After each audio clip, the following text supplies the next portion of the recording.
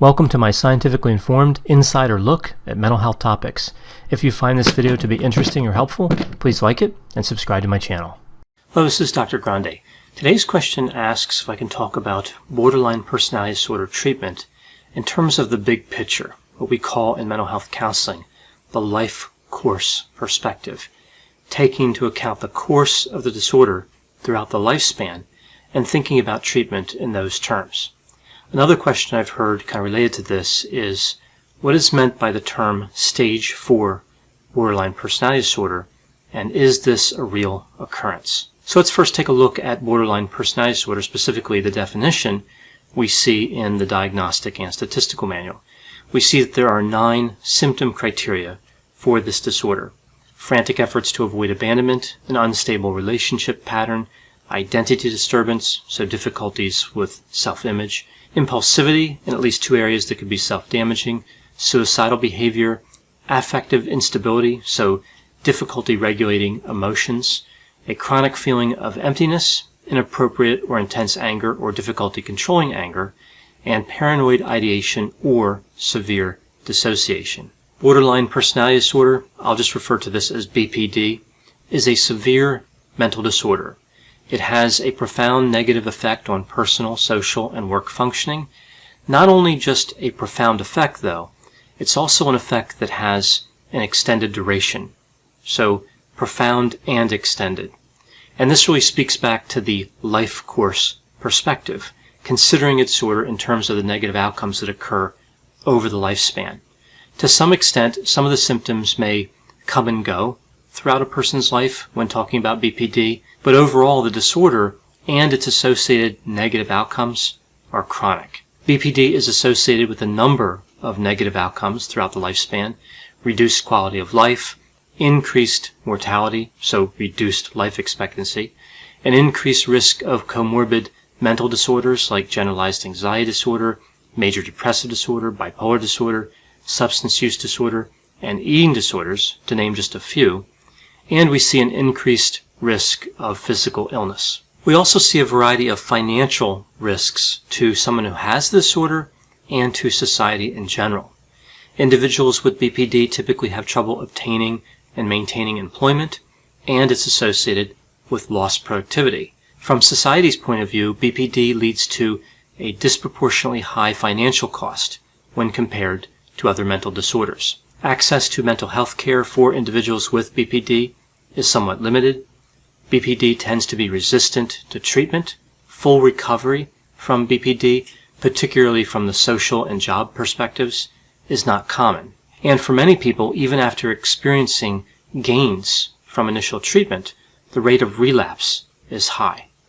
Making things even more complicated, it appears that different treatments are more appropriate for BPD early in life as opposed to the disorder later in life. Treatment needs to address some of the longer-term risks of the disorder and not just the immediate symptoms. So essentially, mental health counselors need to consider the chronic course of BPD when planning treatment. So what is the course of this disorder?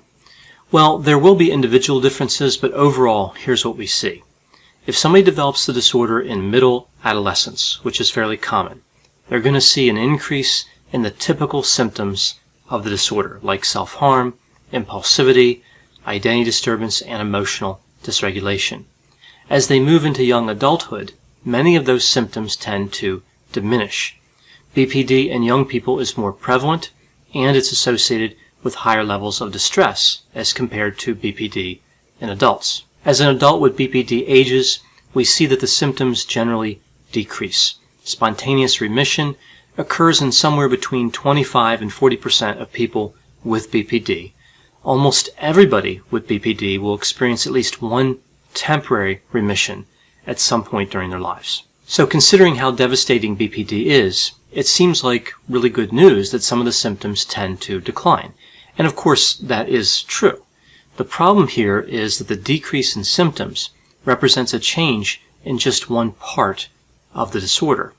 The core features of the disorder tend to persist throughout the lifespan and maintain their association with impaired functioning. We see symptoms like anger, interpersonal relationship difficulties, emotional dysregulation, the feeling of emptiness, and the fear of abandonment tend to stay around. They tend to be persistent. We also see a shift towards somatic, passive-aggressive, and depressive symptoms as somebody with this disorder ages, symptoms that may not align with the diagnostic criteria. So because people are no longer meeting the diagnostic criteria for the disorder, there's this idea that they're getting better, but it could be that the symptoms are just changing a bit. Some researchers have made the argument that the BPD criteria, the ones I mentioned earlier, the 9 symptom criteria, are no longer valid, or they're less valid in older age. The vast majority of participants in research surrounding BPD are under age 50. Others have made the argument that there may be such a thing as a late onset personality disorder, which of course for many years has been widely rejected. I think it's too early to say that we do see late onset personality disorders, but there's some evidence out there that maladaptive personality traits may combine with different situations, so we may first detect a personality disorder late in life. So with all this in mind, what can be done? How can mental health counselors be more effective in treating BPD? Well, there are some interesting theories, including the clinical staging theory that I'll get to here in this part of the video.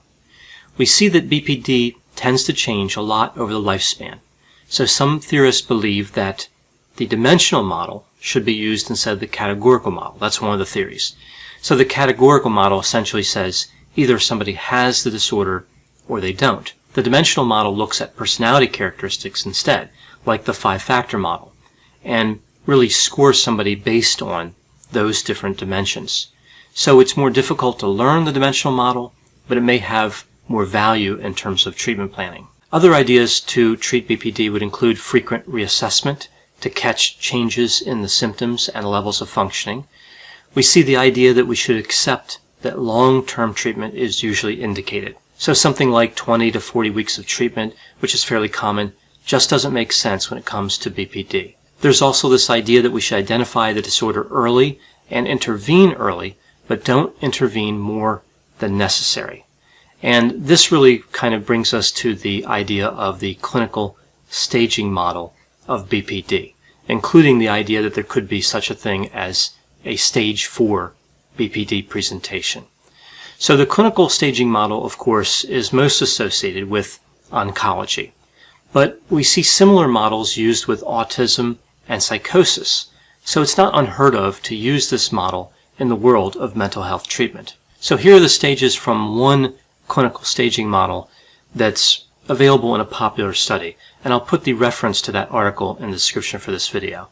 So with this particular model, we see that stage 0 is premorbid BPD, non-specific symptoms related to self-regulation and interpersonal functioning. So here we might see some irritability, some relational aggression, but no clinical diagnosis. In terms of the effect, we would see a limited effect on some social and school functioning areas. The next stage is stage 1. This is considered sub-threshold BPD. So we might see something like impulsivity, some affective symptoms, mood swings, and difficulty managing temper. But these symptoms will be limited in terms of frequency, duration, and severity. We may also see some symptoms of other mental disorders, like conduct disorder. The problems here would be emerging in different areas of the person's life, like at home, in social settings, and at school. Now moving to stage 2. This is threshold. So stage 2 is when somebody meets the full criteria for borderline personality disorder, including the 4 core areas. So affect regulation, impulsivity, identity, and interpersonal functioning. We would also expect here to see some comorbidity and a moderate to severe impact on functioning. Stage 3 would be chronic. So this would be more than 2 years of duration of the full criteria being met or recurrent episodes of borderline personality disorder. So here we would see chronic and severe comorbidity and associated physical illnesses in many cases. In terms of impairment, we would see severe and chronic impairment with little or no recovery. And that moves us to stage 4, and this is considered irreversible. So this would be chronic, full borderline personality disorder with severe problems in all areas with no relapse and no remission. So we would see multiple comorbid disorders, possibly psychosis would be in there, and a high likelihood of physical illness. We would see no participation in social or professional life. Now, these stages, of course, are just theorized. We don't know how these would really line up with BPD without a lot of research. And of course, some of them are quite discouraging, like the stage 4 BPD, the idea that the disorder could be irreversible and the symptoms could be this severe, essentially, for a person's entire life. As to the question about whether stage 4 BPD really exists, I've certainly seen presentations of BPD that are so severe across so many domains, it becomes challenging to imagine a substantial recovery. But these types of presentations represent a small percentage of the population affected by BPD. We don't have enough research about any type of clinical staging model for BPD, but I do appreciate that borderline personality disorder is dynamic in nature. It tends to change over time. Mental health counselors in some way need to address this phenomenon to provide the best treatment, considering all of the developmental and contextual factors, as well as the other features of the disorder. So I know whenever I talk about disorders like borderline personality disorder, there'll be a variety of opinions. Please put any opinions and thoughts in the comment section. They always generate really interesting dialogue. I hope you found this description of BPD from the life course perspective to be interesting. Thanks for watching.